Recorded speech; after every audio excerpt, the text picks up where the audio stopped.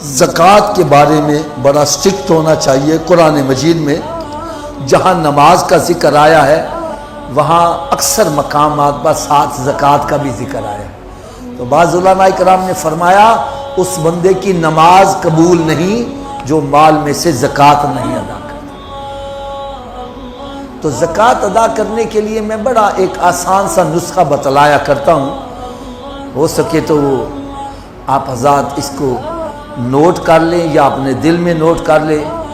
سب سے پہلی بات، سال میں ایک مہینہ مقرر کر لیں، کوئی سا بھی مہینہ، کیونکہ سال گزرنے پر زکوٰۃ فرض ہوتی ہے۔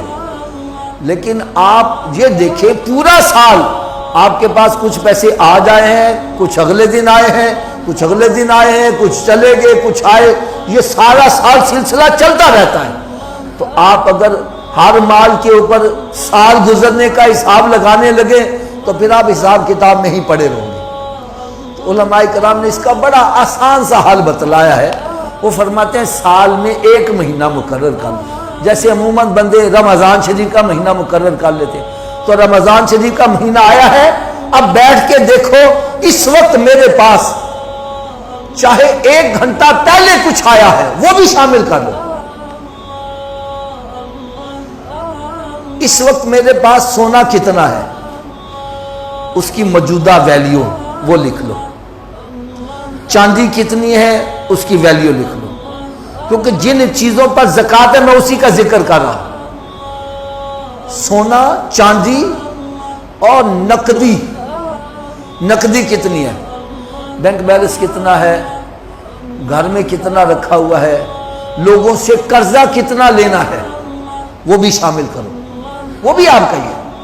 اگر آپ نے 10 لاکھ کی کمیٹی ڈالی ہے، 5 لاکھ جا چکا ہے، کمیٹی نہیں ملی، وہ 5 لاکھ بھی آپ کا جمع ہے،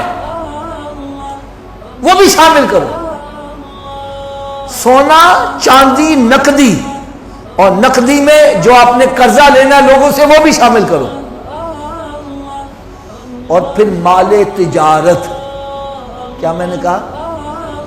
اگر آپ کے پاس دکان ہے، مال تجارت جتنا بھی ہے، گودام ہے اس میں جو مال رکھا ہوا ہے، اسی طرح اگر آپ نے کوئی پلاٹ یا مکان اس نیت سے لے کے رکھے ہیں، جیسے بندے کاروبار کرتے ہیں نا، پیسے ویسے پڑے ڈی ویلیوٹ ہوتے رہیں گے، چلو یار کوئی مکان لے لیتے ہیں، کل کو مہنگا ہوگا تو بیچ دیں گے، تو یہ مال تجارت میں آ جائے گا، اس کی بھی ویلیو شامل کرو۔ اور اگر آپ نے ویسے پلاٹ لے کے رکھا ہوا ہے کہ یار چل کل کو کوئی کام آ جائے گا، یا لے کے رینٹ پہ دے دیا، تو اس پہ زکوٰۃ نہیں ہے، وہ مال تجارت۔ وہ آپ سمجھتے ہیں کئی بندے انویسٹر ہوتے ہیں جن کا کام ہی ہوتا ہے یہ پلاٹ لے لو، یہ مکان لے لو، فلاں چیز لے لو، کل کو مہنگا ہوگا تو بیچ دیں گے، تو اس نیت سے جو مال لیا ہے اس کی بھی ویلیو نکال لو۔ پھر سن لو، سونا، چاندی، نقدی۔ نقدی میں یا آپ نے لوگوں سے جو قرضہ لینا وہ بھی لے لو، وہ بھی شامل کر لو۔ اور مال تجارت، جو بھی مال تجارت اس کی موجودہ ویلیو وہ آپ نکال لو۔ ان سب کو جمع کر لو۔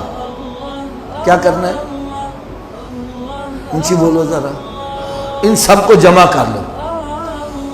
اگر فرض مال اس کی ویلیو بنی ہے 50 لاکھ، کتنی؟ اب آپ نے یہ دیکھنا ہے میں نے لوگوں کا قرضہ دینا کتنا ہے۔ اگر آپ نے 50 لاکھ ہی قرض دینا ہے یا 60 لاکھ دینا ہے تو آپ پر زکوٰۃ فرض نہیں ہے۔ اور اگر آپ نے 40 لاکھ لوگوں کا قرض، کیونکہ ہوتا پتہ کیا ہے، گودام کے اندر مال رکھا ہوا ہے لیکن ہوتا جناب لوگوں کا ہے، قرضہ لے کے رکھا ہوتا ہے، ادھار لے کے رکھا ہوا ہے۔ تو اسلام بڑا بہترین مذہب، سب سے بہترین مذہب ہے۔ وہ کہتا ہے کہ جو تم نے لوگوں کا قرضہ دینا ہے وہ مائنس کرو۔ اگر آپ نے 40 لاکھ لوگوں کا قرضہ دینا ہے وہ مائنس کرو، باقی کتنا رہ جائے گا؟ 10 لاکھ۔ تو 10 لاکھ کے اوپر زکوٰۃ ہے، 1 لاکھ کے اوپر 2500، تو 10 لاکھ کے اوپر 25,000 بن جائے گی۔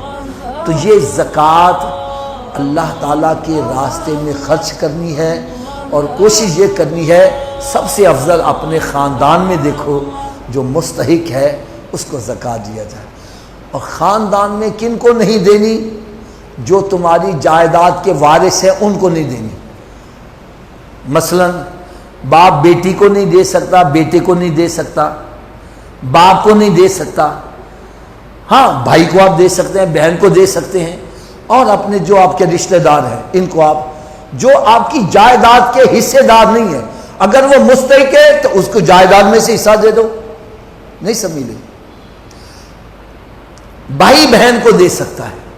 تو زکوٰۃ جو ہے اس کو کوشش کرو، جو اگر ایک بندے کی 20,000 روپیہ زکوٰۃ بنتی ہے، اگر وہ 19,000 بھی دیتا ہے تو زکوٰۃ قبول نہیں ہے.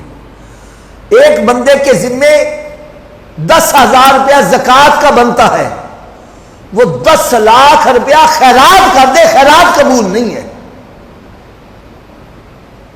میری بات کا برا نہ منانا. آج آپ نے دیکھا ہوگا بڑے بڑے جناب وہ کیمرے مین بگا کے چیک دے دیتے ہیں، ہمارا تصویر آ جائے، وہ چیک دے دیتے ہیں، زکوٰۃ نہیں ادا کرتے. تو زکوٰۃ جس پر فرض ہے اس کو اپنے مال میں سے زکوٰۃ پوری ادا کرنی چاہیے. اگر آپ کی 10,000 زکوٰۃ بنتی ہے کوشش کرو زیادہ دے دو، جو زیادہ دو گے وہ خیرات میں آتی چلی جائے گی، کم نہیں ہونی چاہیے.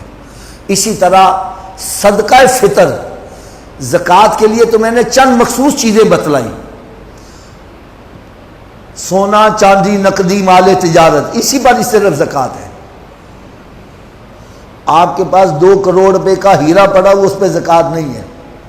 جو زکوٰۃ کے چیزیں آ گئی ہیں اسی کے اوپر زکوٰۃ ہے. لیکن صدقہ فطر اس کا نصاب اور ہے. آپ کے پاس سونا چاندی نقدی دیگر چیزیں مال تجارت نہیں ہے، لیکن اس کے علاوہ آپ کے پاس گھر میں ضروریات زندگی سے زائد سامان اتنا پڑا ہے کہ اس کی مالیت یوں سمجھے 60,000 بن جاتی ہے. تو آپ بھی صاحب حیثیت ہو، آپ پر صدقہ فطر بھی واجب آئے گا اور قربانی بھی واجب آئے گی. اب ضروریات زندگی سے زائد کیا چیزیں ہیں؟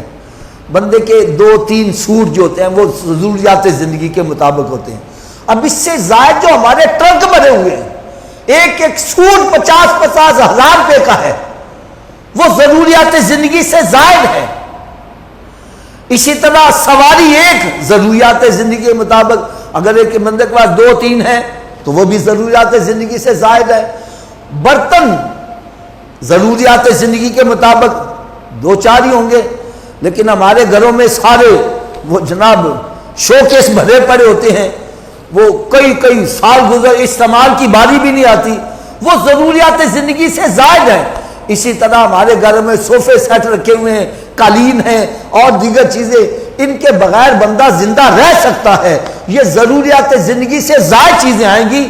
ان کی اگر مالیت 60,000 کے قریب بن جاتی ہے، کیونکہ 60,000 کا 52.5 تولے چاندی آپ خرید سکتے ہیں، تو ایسا بندہ صاحب حیثیت کہلاتا ہے. ایسے بندے پر صدقہ فطر بھی واجب آتا ہے اور قربانی بھی واجب آئے گی. اللہ تعالیٰ مجھے اور آپ سب کو عمل کرنے کی توفیق عطا فرمائے. دین کی بات پھیلانا صدقہ جاریہ ہے. ثواب کی نیت سے ویڈیو کو شیئر ضرور کیجیے. جزاک اللہ.